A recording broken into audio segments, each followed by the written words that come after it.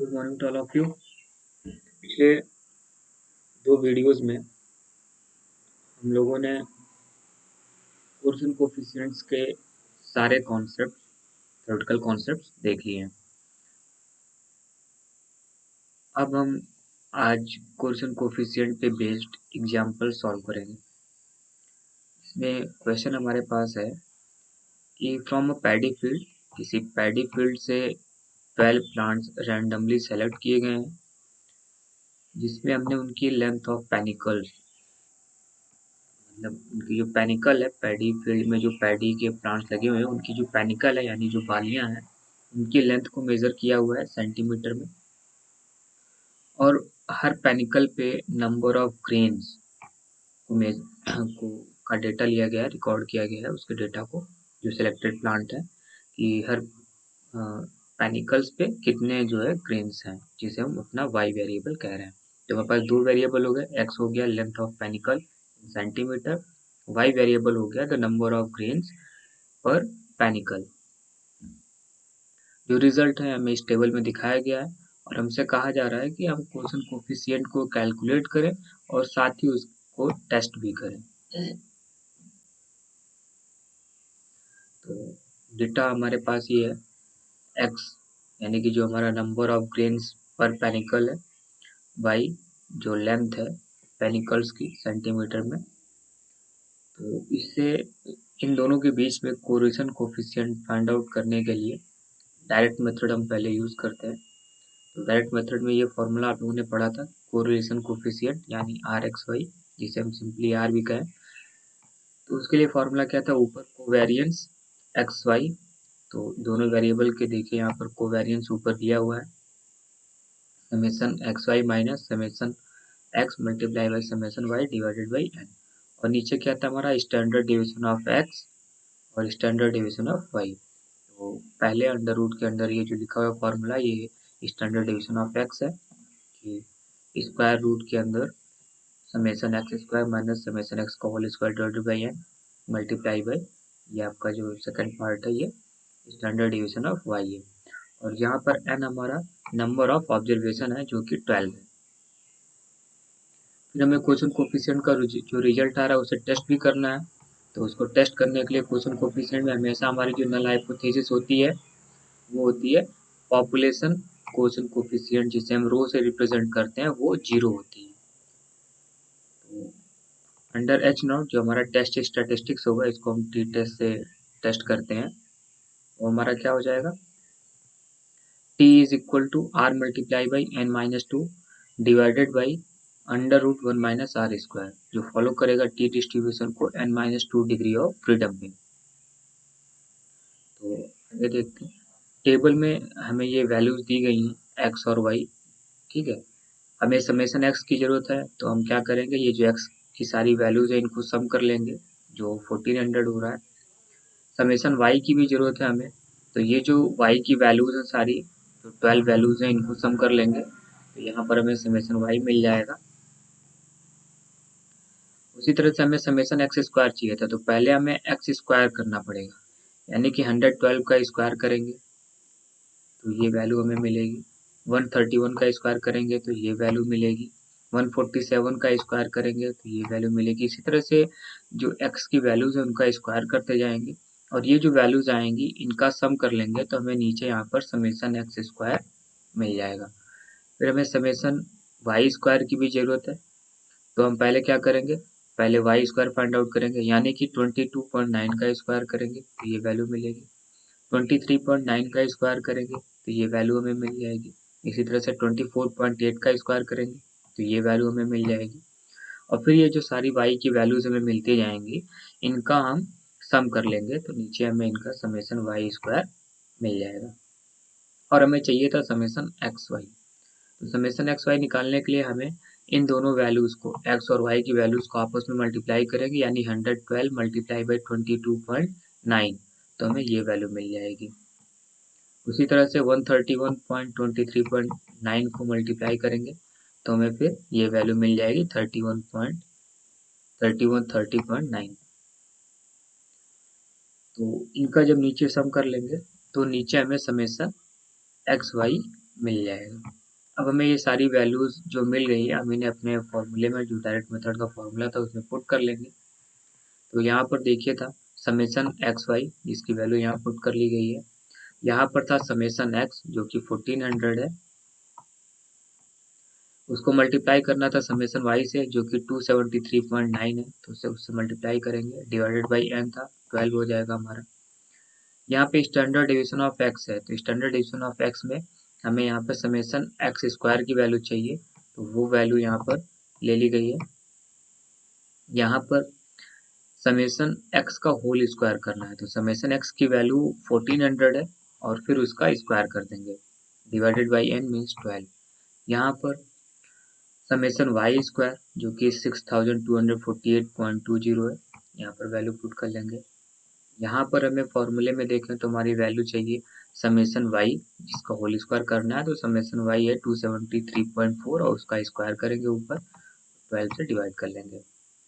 Then इसको solve करेंगे तो आर की वैल्यू हमें 0.95 मिल रहा है। आर की जो रेंज होती है वो -1 से +1 के बीच में होती है। अगर वैल्यू नेगेटिव में होती है तो नेगेटिव कोरिलेशन होता है, यानी कि एक वेरिएबल बढ़ेगा तो दूसरा वाला घटेगा, अगर पहला वाला वेरिएबल घटेगा तो दूसरा वाला वेरिएबल बढ़ेगा।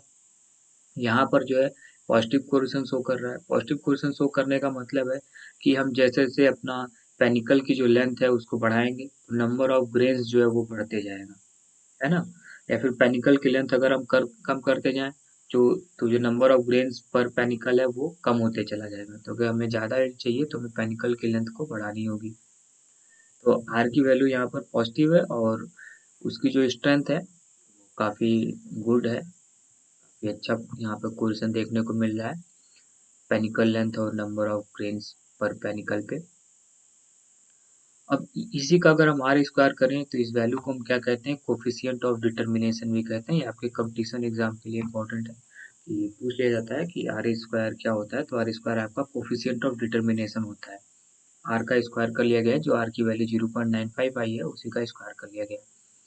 और एक दो चीज़ें जो एग्जाम में इससे रिलेटेड जो आपसे पूछी जा सकती हैं वो ये है कि coefficient of non determination.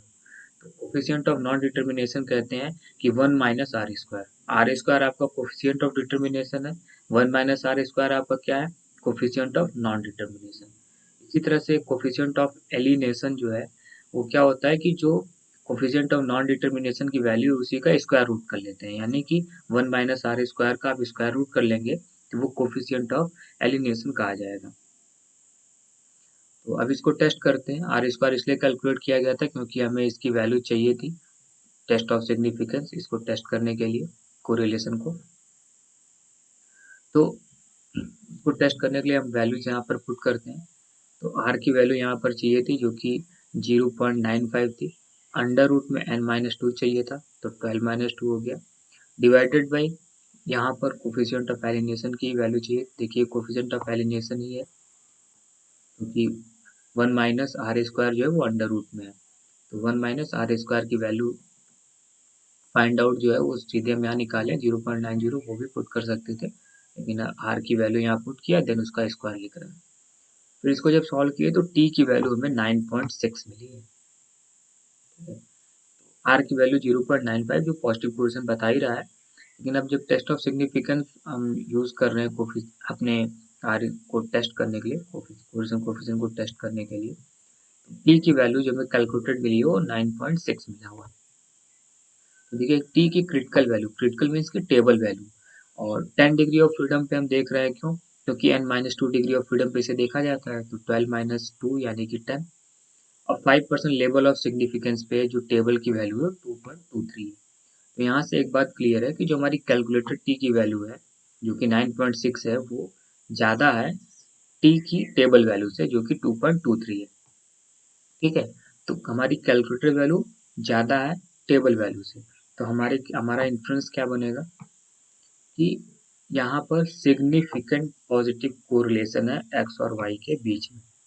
Calculated value हमारी ज़्यादा है, इसलिए जो नल हाइपोथेसिस है वो रिजेक्ट हो जा रही है। ठीक है, नल हाइपोथेसिस हमारी क्या थी कि रो इज इक्वल टू 0, तो वो हाइपोथेसिस हमारी रिजेक्ट हो गई। रो जो है वो 0 के इक्वल नहीं है। इसका मतलब कि जो यहाँ पर पॉजिटिव कोरिलेशन है वो सिग्निफिकेंट पॉजिटिव कोरिलेशन है। कैलकुलेटेड वैल्यू हमारी जो है ज़्यादा है टैबुलेटेड वैल्यू से, इसलिए सिग्निफिकेंट पॉजिटिव कोरिलेशन है एक्स और वाई के बीच में। अगर ये वैल्यू जो है कम होती तो नॉन सिग्निफिकेंट होता। ठीक है, ये इसी को जो है इनडायरेक्ट मेथड से भी देखते हैं कैसे करना है। इनडायरेक्ट मेथड आपने देखा था, यहाँ पे इनडायरेक्ट मेथड में डिवीजन आ जाता है, तो हमें दो एज्यूमेंट मानना पड़ता है, एक एक्स के लिए दूसरा वाई के लिए। तो एक्स के लिए एज्यूमेंट यहाँ पर 127 को मान लिया गया है और वाई के लिए एज्यूमेंट 24 को मान लिया गया है। अगर ये नहीं भी दिया जाता तो देखिए यहाँ पर dx में यहाँ पर 0 आया हुआ है, इट मीन्स डैट कि 127 हमारा एज्यूमेंट है। और ऐसे ही जो dx हम निकाल रहे हैं y के लिए, उसमें यहाँ पर 0 आया हुआ है, इसका मतलब कि 24 जो है हमारा वो यहाँ पर एज्यूमेंट है। तो अकॉर्डिंग टू जब हम फॉर्मूला जाएं तो हमें क्या चाहिए, हमें समेशन dx की जरूरत है, तो dx निकालेंगे। dx क्या है, x माइनस ए। x माइनस ए का मतलब हुआ कि 112 माइनस 127 जो कि माइनस 15 होगा।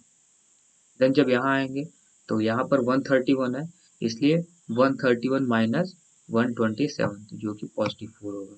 देन आगे 147 x में दिया है 147 थर्ड नंबर पे, तो 147 माइनस 127 तो जो कि पॉजिटिव 20। इसी तरह से सारे डिवीजन को निकाल लेंगे और यहाँ पर नीचे उसको सम कर लेंगे, तो समेशन dx की वैल्यू हमें मिल जाएगी -124।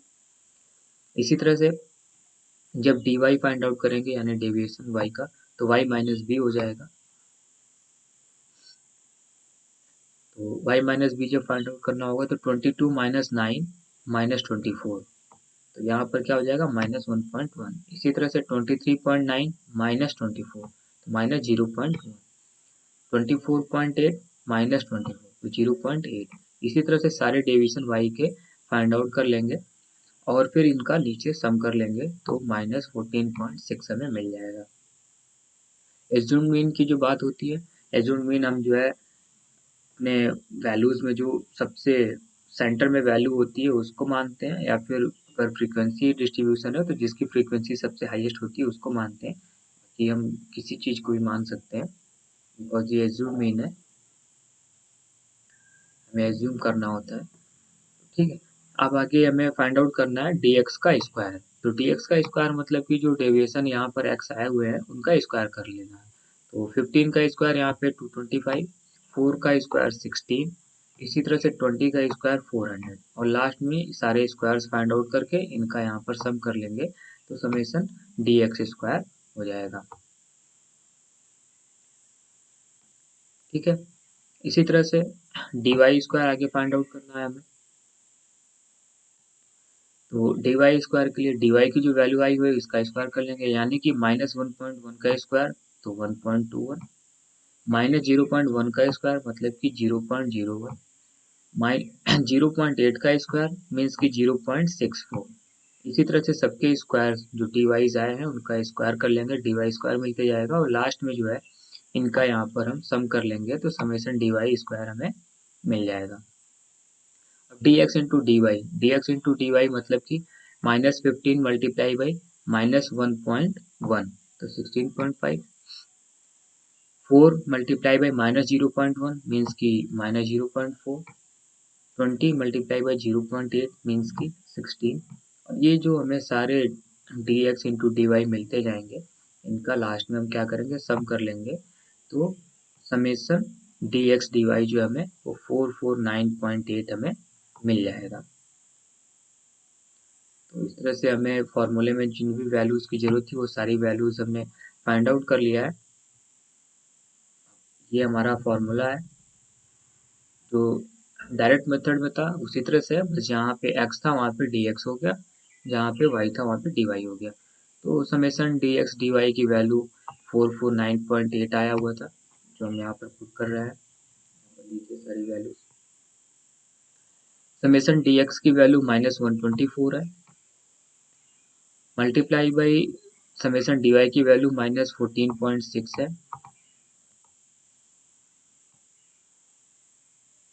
फिर यहाँ पर हमें चाहिए समेशन dx का स्क्वायर, समेशन dx का स्क्वायर 6398 है यहाँ पर चाहिए समेशन dx का होल स्क्वायर, तो समेशन dx -124 है, उसका होल स्क्वायर यहाँ पे 12 n की वैल्यू रहेगी। यहाँ पर समेशन dy का स्क्वायर जो कि 37 है, यहाँ पे समेशन dy का होल स्क्वायर, तो dy हमारा 14.6 है, माइनस में है, ये स्क्वायर करेंगे वो पॉजिटिव हो जाएगा, यहाँ पर माइनस लिखना चाहिए था, और ये 12 में हमारा n की वैल्यू। देन इसको सॉल्व करेंगे तो इससे भी हम देखेंगे जो हमारा r की वैल्यू है 0.95 आ रही है, जैसे हमें डायरेक्ट मेथड में हमारा रिजल्ट r का मिला था। तो यहाँ पर भी जब टेस्ट ऑफ सिग्निफिकेंस करेंगे तो वही मेथड होगा, पूरा वो ऊपर का जो प्रोसीजर था वो सेम रिपीट हो जाएगा। तो यहाँ से एक चीज तो क्लियर हो रही है कि यहाँ पॉजिटिव कोरिलेशन है और प्लस सिग्निफिकेंट पॉजिटिव कोरिलेशन है एक्स और वाई के बीच में, यानी कि जैसे जैसे हम पेनिकल की लेंथ बढ़ाएंगे हमारी number of grains per panicle वो बढ़ती जाएगी। तो अगर पर पेनिकल पे हमारी जो नंबर ऑफ ग्रेन्स है वो बढ़ते जा रहा है तो कहीं ना कहीं वो हमारा यील्ड को बढ़ाने में, यील्ड को इंक्रीज करने में वो बहुत ही हेल्पफुल है। तो अगर हमें यील्ड बढ़ाना है तो हम जो लेंथ ऑफ पेनिकल है उसे हम इंक्रीज कर देंगे। तो कोरिलेशन यहाँ पर कंप्लीट हो जाता है। इसके बाद रिग्रेशन टॉपिक पे कुछ लेक्चर्स आएंगे और फिर उसके बाद आपको हम ऑब्जेक्टिव क्वेश्चंस भी करवाएंगे जो आपके यूपी कैटेट जैसे एग्जाम्स के लिए काफ़ी इम्पोर्टेंट होंगे, जो उन एग्जाम से पूछे जाते हैं। एमएससी में बात करें तो 14 क्वेश्चंस एग्रीकल्चरल स्टैटिस्टिक्स से आते हैं और पीएचडी में 20 क्वेश्चन एग्रीकल्चरल स्टैटिस्टिक्स होते हैं आउट ऑफ 100। तो इसलिए हम आपके लिए जो एक ऑब्जेक्टिव क्वेश्चंस की भी सीरीज लेकर के आएंगे। तो आज के लिए बस इतना ही। Thank you.